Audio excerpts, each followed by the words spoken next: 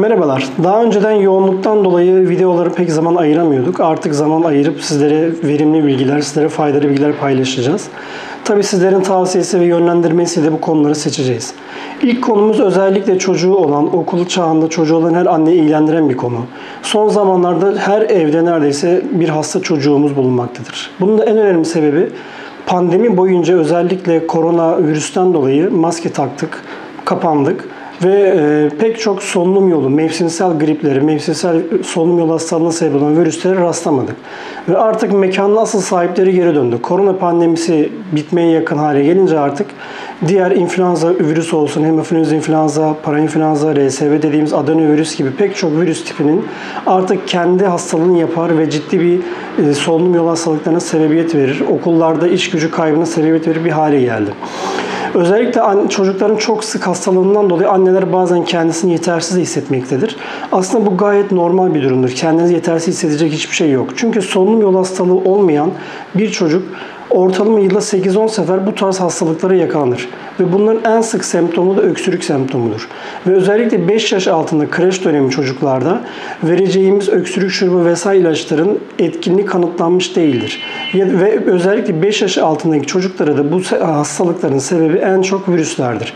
Yani bazen gereksiz antibiyotik kullanmanızı çocuğa tam fayda yerine tam tersine zarar verecektir. Peki ne yapabiliriz diyeceksiniz. Şimdi bu kanalımıza artık size yapacağınız bitkisel tedavileri, geleneksel tıp yöntemlerini anlatacağız. Özellikle klinik olarak ispatlanmış olarak öksürüğü azaltacak en önemli şeylerden birisi de bal şerbeti verebilirsiniz çocuklara. Bal, plasebo etkisi normal ilaçlara göre üstünlüğü saptanmıştır. Öksürük semptomlarını hem azaltıcı hem de sıklığını azaltıcı bir ajandır.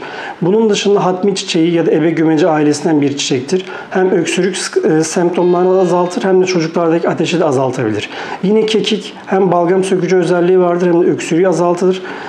Solunum yolu hastalıklarında etkilidir. Çünkü solunum yolu hastalıklarına virüsler sebep olduğu için elimizde sadece influenza'ya karşı ilaç vardır. Diğer virüslere karşı elimizde tıbbi olarak kullanabileceğimiz bir ilaç yoktur. Bu durumda da antiviral etkinliği olan bitkileri kullanacağız. Antiviral etkinliği olan bitkileri kullanırsak çocuklarımıza, kendimize faydamız olacaktır. Bunun dışında yine en çok kullandığımız bitkilerden biri yine ıhlamurdur.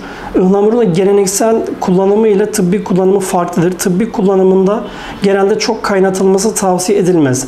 Ama ıhlamurun eğer ki balgam sökücü bir özelliğinden bahsedeceksek, bundan faydalanmak istiyorsak bunu geleneksel yöntemle, yani eski anneannelerimizin yaptığı gibi uzun süre kaynatarak onun o müsilaj dediğimiz balgam sökücü etkinliğinin ortaya çıkmasını beklememiz gerekmektedir. Bu virüslerden korunabilmek için çocuklarımıza lavanta spreyleri veya biberiye yağından yapılmış spreyler hazırlayarak bunların antiviral özelliği bulunmaktadır. Okula giderken bu spreyleri çocuğun kıyafetlerini, saçına vesaire sıkarak antiviral etkinliğinden de faydalanabiliriz.